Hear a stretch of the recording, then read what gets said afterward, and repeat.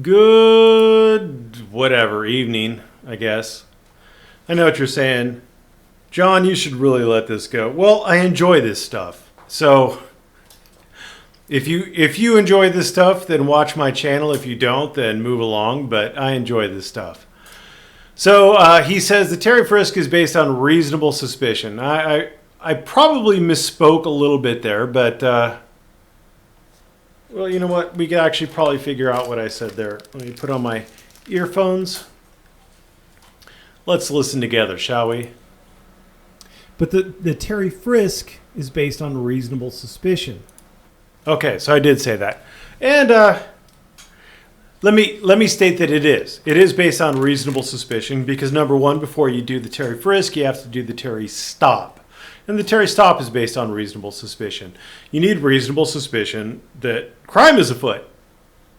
And you have to be able to articulate specific facts that point to that, what crime it is. But the pat down, the frisk, is actually based on reasonable grounds. The officer has to reasonably believe that the person that he's detaining is armed and dangerous. More is needed for a pat down frisk. No, you need, it just needs to be a reasonable belief that the suspect, the person you're detaining, is armed and dangerous. Let's see. It's down near the bottom. At the time he seized the petitioner and searched him for weapons, Officer McFadden had reasonable grounds to believe that petitioner was armed and dangerous. So there you go. Reasonable grounds to believe he's armed and dangerous. Even more is needed for a full search of the person. Absolutely. You need to have either probable cause and get a search incident to lawful arrest.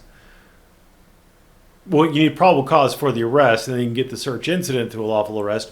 Or you need probable cause for a search, a full search of the person, if you're not arresting them first. But I don't know how that would work, so... generally speaking, all you need for a full search of the person is to arrest the person. And to arrest the person, you need probable cause that they have committed a crime. And that's all you need. So there you go. 558, that comment of too dumb for dumb did not comment about probable cause arrest. You need probable cause to make an arrest. If there is no probable cause, there is no arrest. Let me see. Which one of these is going to deal with that? We're going to go with Cibrun. This is actually Peters v. New York. They converged it.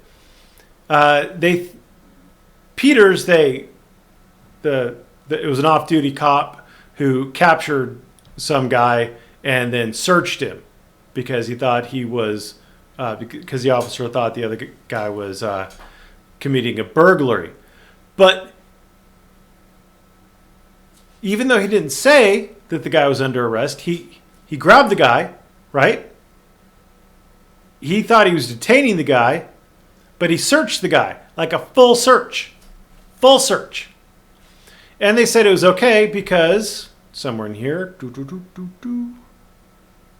he had probable cause to arrest him for attempted burglary. So the search was okay because he had probable cause, and therefore, even though he hadn't technically arrested the guy yet, it was a search properly incident to a lawful arrest. So you need probable cause for a search. And you need probable cause to make an arrest. You need probable cause for arrests. If there is no probable cause, there is no arrest. Okay, when you are seized based on reasonable suspicion for Fourth Amendment purposes, you are detained. And any detainment based on reasonable suspicion is a custodial arrest. No. He cites Terry v. Ohio, but Terry v. Ohio doesn't say that. Terry v. Ohio says it is quite plain that the Fourth Amendment governs seizures of the person which do not eventuate into trips to the station house for prosecution of a crime, arrests in traditional terminology. So any seizure is a seizure. Seizures come in two flavors. Seizures come in stops and seizures come in arrests. All stops are seizures and all arrests are seizures, but not all seizures are arrests. Berkemer?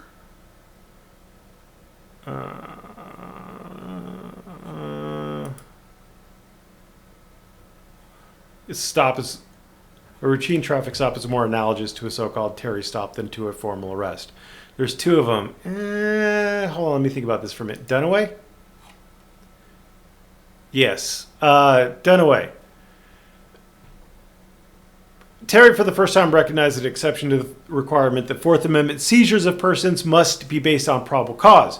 That case involved a brief on the spot, on the street, and a brief on the spot stop on the street and a frisk for weapons, a situation that did not fit comfortably within the traditional concept of an arrest. Nevertheless, the court held that even this type of necessarily swift action predicated upon the on-the-spot observations of the officer on the beat constituted a serious intrusion upon the sanctity of the person, which may inflict great dignity and arouse strong resentment, and therefore must be tested by the Fourth Amendment's general prescription against unreasonable searches and seizures.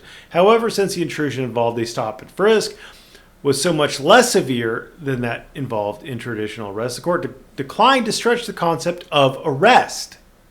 So there's a difference. They have differentiated between searches and seizures, between seizures and arrests. All arrests are seizures, but not all seizures are arrests. And the general rule requiring probable cause to make arrests reasonable under the Fourth Amendment to cover such intrusions. Instead, the court treated the stop and frisk intrusion as a sui generis rubric of police conduct.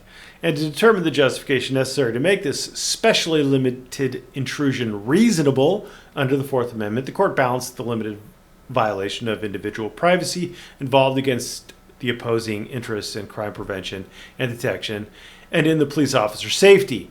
As a consequence, the court established a narrowly drawn authority to permit a reasonable search for weapons for the protection of the police officer where he has reason to believe that he is dealing with an armed and dangerous individual, regardless of whether he has probable cause to arrest the individual for a crime. Thus, Terry departed from traditional Fourth Amendment analysis in two respects. First, it defined a special category of Fourth Amendment seizures, so substantially less intrusive than arrests that the general rule requiring probable cause to make Fourth Amendment seizures reasonable can be replaced by a balancing test. Second, the application of this balancing test led the court to approve this narrowly defined, less intrusive seizure on grounds less rigorous than probable cause, but only for the purpose of a pat-down for weapons. So you can see that there are actually two things going on there. There's a stop, which is a seizure, and there's an arrest, which is a seizure. But a stop is much less intrusive than an arrest.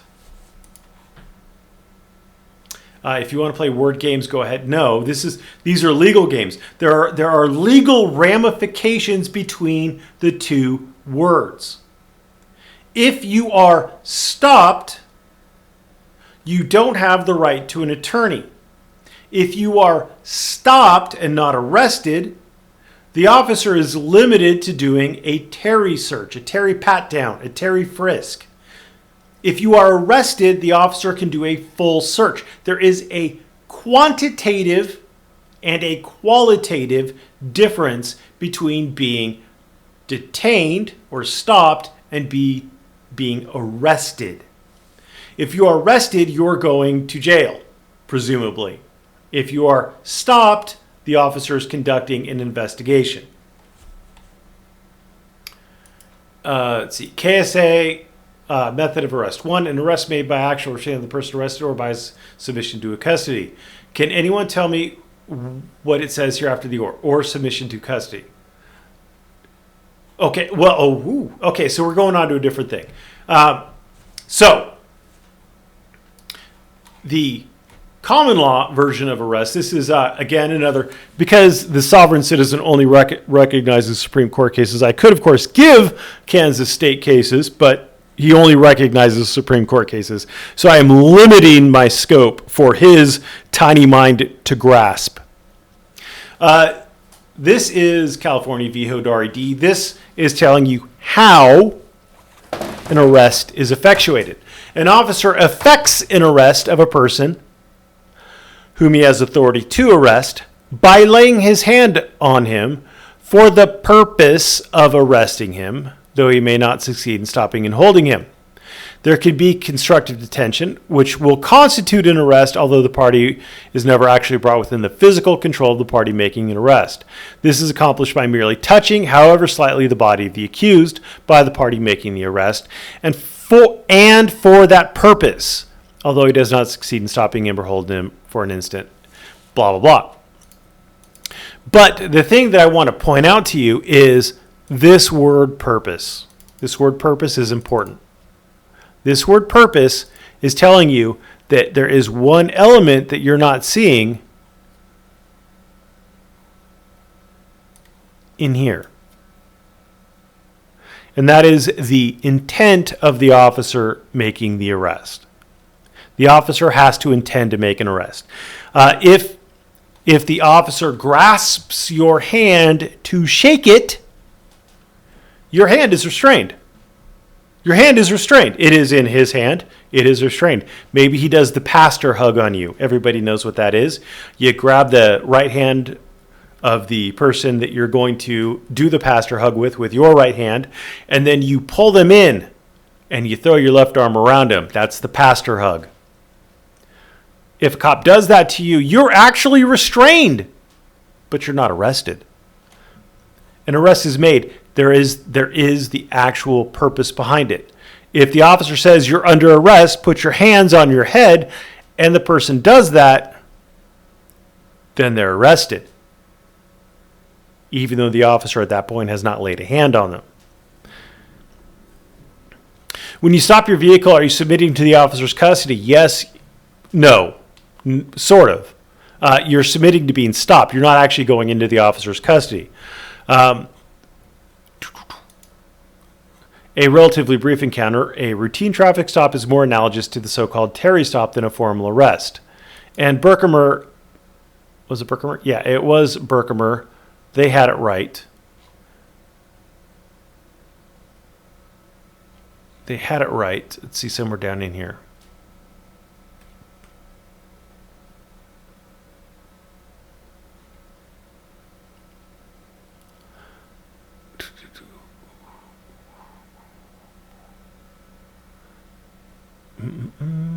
Somewhere in here. I'm sorry.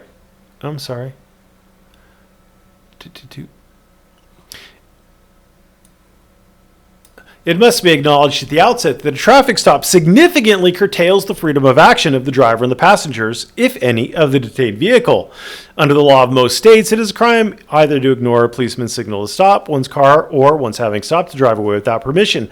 Certainly few motorists would feel free to disobey a directive to pull over or to leave the scene of a traffic stop without being told they might do so. Partly for these reasons, we have long acknowledged that stopping of an automobile and detaining its occupants constitutes a seizure within the meaning of the Fourth Amendment, even though the purpose of the stop is limited and the resulting detention quite brief. Two features of an ordinary traffic stop mitigate the danger a person questioned will be induced to speak where he would not otherwise do so freely. First, the detention of a motorist pursuant to a traffic stop is presumptively temporary and brief. The vast majority of roadside detentions last only a few minutes. A motorist's expectations when he sees a policeman's light flashing behind him are that he will be obliged to spend a short period of time answering questions and waiting while the officer checks his license and registration, that he may be given a citation, but that in the end he will most likely be allowed to leave and to continue on his way. In that respect, questioning incident to an ordinary traffic stop is quite different from station house interrogation, which frequently is prolonged, and in which the detainee is often aware that questioning will continue until he provides his interrogators the answers they seek. Second, circumstances associated with a typical traffic stop are not such that the motorist feels completely at the mercy of the police. To be sure, the aura of authority surrounding an armed, uniformed officer and the knowledge the officer has some discretion in deciding whether to issue a citation in combination exert some pressure on the detainee to respond to questions, but other aspects of the situation substantially offset these forces, which is why you should always film the police on traffic stops. Perhaps most importantly, the traditional traffic stop is public. at least to some degree. Passersby on foot or in other cars witness the interaction of the officer and motorist. This exposure to public view both reduces the ability of an unscrupulous policeman to use illegitimate means to elicit self-incriminating statements and diminishes the motorist's fear that if he does not cooperate, he will be subject to abuse. The fact that the detained motorist typically is confronted by only one or at most two policemen further mutes a sense of vulnerability. In short, the atmosphere surrounding an ordinary traffic stop is substantially less police-dominated than that surrounding the kinds of interrogation at issue in Miranda itself and in subsequent cases in which we have applied Miranda. And remember, Miranda applies once you've been arrested. Once you've been arrested, the officer is required to notify that you have the right to remain silent and that you have the right to an attorney, which you did not have prior to being arrested. Once you are arrested, you have the right to an attorney because the formal proceedings have been instituted. Once you are arrested, formal proceedings have been instituted. You are now involved in a legal action against you, and you have the right to an attorney. That is a key difference between being detained and being arrested. That is why courts make distinctions between these things.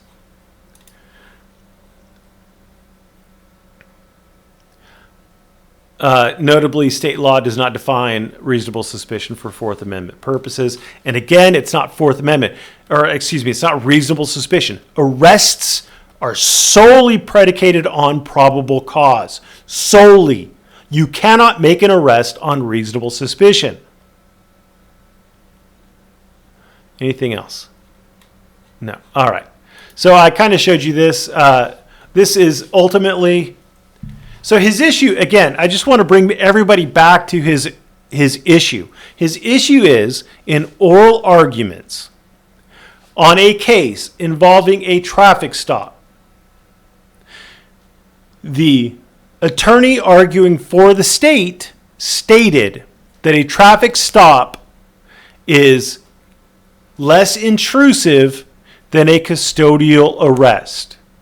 This is Rodriguez v. United States. This is a 2015, a relatively recent Supreme Court decision, where they state specifically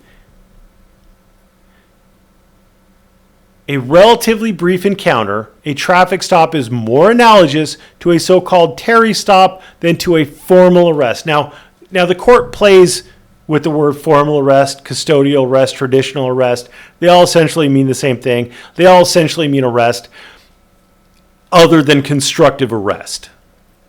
There are constructive arrests where the officer didn't intend to arrest anybody, but it's still the situation is such where the court will construe it as having been an arrest, typically in favor of the defendant being deprived of counsel, confessions being forced. Typically it's done in favor of the defendant, in favor against the state. So I know that really bothers all of you people who think that the justice system is biased against people. I just want to remind everybody that all of these cases that I'm bringing are Supreme Court cases. They are the justice system. They are parts of the justice system. If judges are corrupt, the judges of the Supreme Court were judges at lower levels before they became Supreme Court judges. They don't just materialize out of the ether. Supreme Court judges become Supreme Court judges because they were federal judges, because they were judges at lower levels. So the system is not biased against anybody. I see a lot of people saying that, these are Nazi papers, please. This is not Nazi territory.